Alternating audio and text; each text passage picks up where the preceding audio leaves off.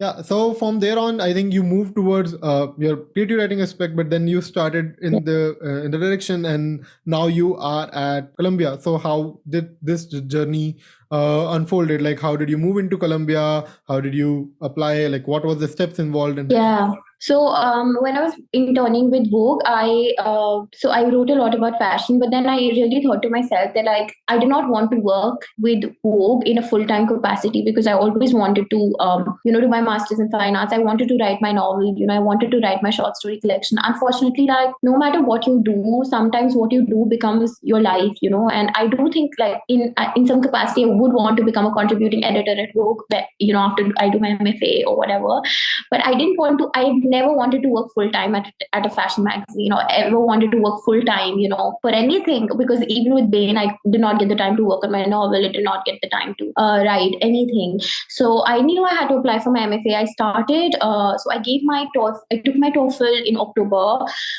It was quite an easy exam. I know, I think like it's pretty easy, honestly, and especially because I'm doing my MFA in writing in English. I mean, at that point, it wasn't even like so hard, like to prepare for it. I did take like 2 weeks off from my internship to come. Like I actually told my editor that I wanted it off because I was applying for my MFA, and it's a bold move to be telling someone that you won't be working with them because you actually want to do your MFA. But she did give me that time off, and I wrote my SOP, and I was also supposed to. So with Columbia, I applied for a few colleges, not a lot, honestly. I've never been the kind of person who applies like too many places. I know the places that I want, and I only apply to them. Like always, I've always been that person. So I applied to Columbia, and at the time in Columbia's application, they asked for an essay, which is your SOP, of course, and then they asked for a portfolio, which is whatever work you've written up till now, and then they ask you for a review of a book that informs your writing. It's only particular to a writing field, so you have to sort of review or write an essay about the book that informs your writing and like what you're passionate about. So I had to review a book about women, something that I had read, and I wrote that. And so yeah, I applied for Columbia, and then I got my acceptance in March, which is so tough because like waiting for the acceptance is so traumatic. Honestly, I did not think I would, first of all, get admitted into Columbia. I had saved some money from my Bain's salary to hire a consultant, hire like a team, like an organization. It wasn't that expensive, but it was still like considerable. So I had to save some money. And I remember my consultant, she was like to me, the first consultant I got, she said to me that like, this isn't going to work out. And she said, see, you are a BTech in computer science with a decent CGPA of 9.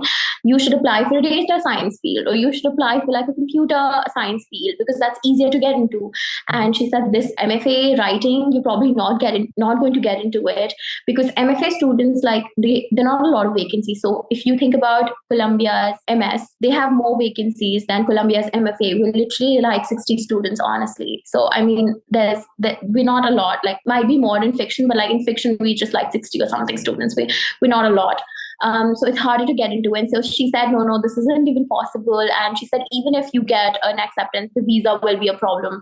So I just dialed the organization, and I told the organization head that if you're going to give me a consultant who does not believe in me, you might as well fire her because I believe in myself. And could you please hire some other consultant to work with me?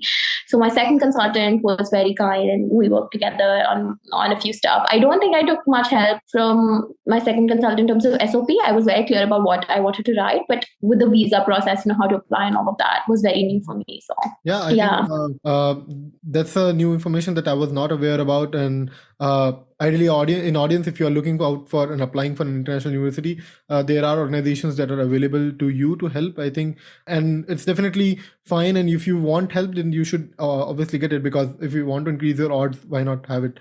And since, as you mentioned, this course has fewer seats as compared to other options available, then definitely you should do anything that is to increase your odds at that place.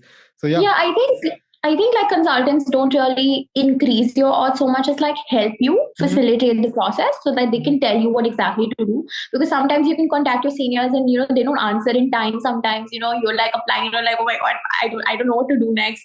So they can break down the steps for you. That's what they do usually. But like I did not take any help in terms of the essays and all of that stuff. Like I worked on it on my own because I was like, I don't need that kind of help, but I needed help with the visa, and my consultant was very kind with like how to go about it and stuff like that. Yeah, I think makes sense to have your process smoothen out in terms of you are focused on more important things, and like other things that can be broken down and broken into steps, and you can go ahead with that. So I think again, amazing experiences at Vogue, and then amazing experience with writing this, going through this process of applying at Columbia and finally getting that letter of acceptance. Now moving towards the last question and understanding like how are things at Columbia, what are the things that you're liking, and again, a very important question, like an extension of this would be how students can get scholarships. Yeah, so first of all, when I got into MFA, a lot of people were like, oh my God, like, congratulations and all. That was the general response. But then there was also the second response of like, oh my God, you're so brave. And I never really understood what that meant, I was like, what do you mean I'm brave? This is what I want to do. Why should I be called brave for something that I want to do? But then coming to US made me realize that it's true. Anyone who wants to pursue art especially has to be brave to pursue it. It's not everybody's cup of tea. It's not everybody's jam. I do think that I think that I am definitely braver than most of my peers, like who, do jobs that like they think are safer and secure. I've never played it safe. So yes, first thing that I did, the time of applications, like you said, I second guess myself all the time. So I wasn't even like sure that I was going to apply, let alone like actually accept it when it came to me, that kind of thing, because I was so dubious about it, also doubtful I should apply or not, because my parents were initially also not on board with it. They finally decided to go ahead with it because they were like, she's going to anyway do what she wants to do, and why even like let's just leave her at that. And yeah, they helped me with the finances, because funny story, they had set aside some money for my marriage. And so they said that if you take this money, then we don't have anything for your marriage. And so I decided to invest in myself, which is a very brave decision. And I said, we anyway don't accept dowries in our country anymore, so it's okay, I don't need the money. And please invest in my education. Please, I will return it to you back and all of that stuff. So, yes, so definitely that. But yes, so the first thing I did was apply for Columbia's financial aid, which Columbia offers. Second, I also emailed them for additional financial aid when I got this financial aid. So I got that increased as well. Still, if you are attending an Ivy League university, the university scholarship is not going to compare to the fees at all. And it's still going to be a lot. So I think that when you're in arts, the best kind, there are two really big scholarships that I would recommend. The first one is called lakhs 𝐒𝐿𝐤𝐿 Foundation. And they have these great scholarships, like worth 100,000. And that's only if you are not in a STEM field. So if you're in arts, or if you're in like sustainability or something like that, something that's not related to STEM, you have a chance at it and you should apply to it. And there is another foundation called 𝐁𝐞𝐜𝐿 𝐤𝐬𝐿, which is also great. So they do, I think, half scholarship and half loan, which you can apply to. I would have definitely applied to the lakhs foundation had I known about it at that point. I did not really know about it too much. And so like I want people to know about it and apply for it.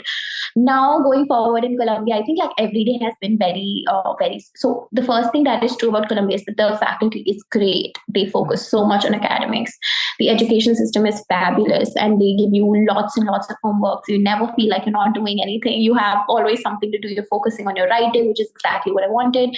Your peers are writers, your peers are artists, belong to the same field. So you can like count on this being a great academic experience. Okay. But the harder conversation, the more difficult conversation is the finances. And like nobody wants to talk about that. And we all want to be like, okay, yeah, this is a great program. How am I going to afford it? So in Columbia, as opposed to other colleges, I don't think there are a lot of great TAs and RAs like positions. I don't think that's very doable. So for me, in my first semester, I did not really apply for a part-time job. But now for my second semester, I'm going to be applying for part-time jobs at the university. So I'm hoping I get a library job, and I hope, please pray that I do, so that I can so that I can fund a little bit of my rent and my personal expenses and all of that stuff. And then I will be applying for a fellowship for my third year, which also I hope to get. But let's see, like it's all really on luck. Like it's not really on me. Like I can work my hardest, but like, so I hope that luck sides with me and I get the fellowship, and it's quite good. So that's how I intend. So I do intend to do a part-time job now to help my parents and to help myself with the finances. But yes, it is definitely quite costly to be studying in an Ivy League, and Columbia is actually the most expensive Ivy League. So that's not a very like rare known fact. But yes, again, if you have if you believe in yourself and if you have the means, then by all means you should apply. Definitely the quality of education in Columbia is unmatched. It is truly great, and the professors are great and they're very, very helpful. But I do, in my later life also, I do want to help students pursue arts more and more, and help with the financial aid of it. So yeah, I think a lot of things that you mentioned, and I think I get it, that how it's been totally different to convince your parents is one thing, and then talk about the finances, because a lot of the things that you work in this process in this direction, I think finances is the least touched topic at that moment, and then it becomes the biggest topic, because once you because the first hurdles are like getting the acceptances, or sorry, like how to apply and get acceptance and everything, or you're getting your visa sorted out, but like how to manage the finances, because it's not like the colleges are abroad are very affordable, and definitely you want scholarships. And again, a very bold move from your side to ask your parents to use that marriage money, because I think it totally makes sense, because if you want to pursue something, then that money should be invested in yourself rather than for marriage, and rather saying in this way, because if I could have used that money to gain or upskill myself rather than other person eating on that money, I would prefer spending on myself. So I think it makes sense. And again, an awesome part of you to convince your parents for doing that, because generally a typical mentality from parent side is that you don't want to do this.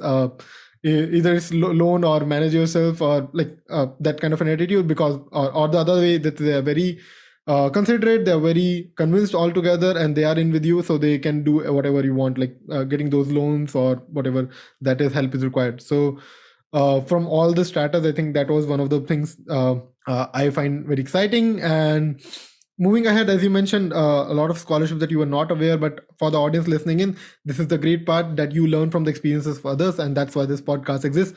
So subscribe to the channel for learning all these things that the Prem just mentioned, the scholarships that will be helpful for you. And if you're not from a STEM background, that these are very, very helpful and to go in for. And lastly, as you mentioned, a lot of expenses that come after joining into college, and just as your friend mentioned, that it's a brave move. So I definitely find that, and it's tough working studying at Columbia and having your time and wholesome experience at New York. You want to have that extra bucks with you always handy. You do want to enjoy your time, right? You cannot be all stuck in a situation. So all these expenses that are overhead on yourself, apart from the educational part, because of the wholesome learning that you want, like apart from the educational thing. So managing those expenses is necessary, and I certainly wish luck from my side, that you, whatever you want to do, getting that fellowship, obviously for that, and the part-time jobs that you're looking for, you get that.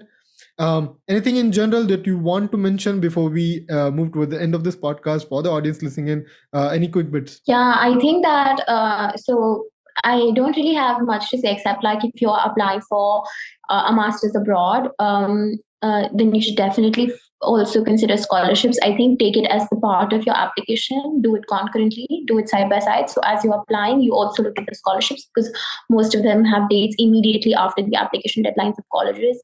So definitely look into that. It is a very important step. It's something that cannot be skipped. And second thing that I want to definitely convey is that my mom always says that, like, if you want to if you want to get bigger rewards, you have to take bigger risks in life, and it's going to be very, very tough.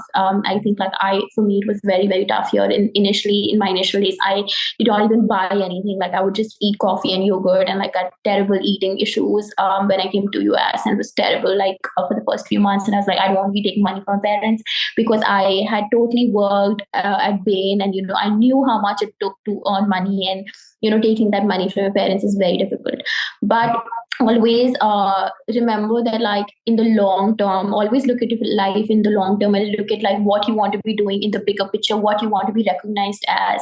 I think a very important question that led me to my career is that what I want to die as. Your identity, at the time of your death, should dictate what you do in life. So I think it's going to be brave, but big risk, big rewards. So do it and do big things and become big and definitely take everything people say as challenges. And I definitely want to end this by saying a favorite writer of mine. He's called Rumi, and he has this quote which goes on saying that never believe the stories that they tell you, unfold your own myth, which is don't believe whatever people are saying, and what you believe is reality. So yeah, I think very interesting set of things, and it literally is very motivating. Since you mentioned that question, I'm kind of pounded upon how do I want my people to know me after my death, and I think that could be something that you can think about and give you a right set of directionality, what you want to do further in your life. So yeah, I think again, as you mentioned, it's great and how you look at the life from different perspective. So yeah, thank you so much again for sharing all these information for me. It's been amazing experience to record this podcast. I got to know a lot about different things, and again, a very, very, very awesome journey that you had from moving from direction to another. And definitely, I'm not sure if you feel the same, but you are the bravest person that I have met in terms of things that you have took upon, coming from the similar background, because I know things can be hard in terms of finances or convincing your typical mentality at companies, or leaving job when you don't have another option, or anything that you have done so far, even living a simple life at US, because without friends and family, or without those helps available, right, you need it's a learning experience, but also a hard experience. So again, truly very big kudos to you, and all the audience who is listening in. Thank you so much for watching this podcast. I will see you in the next week. Till then, take care. Bye bye.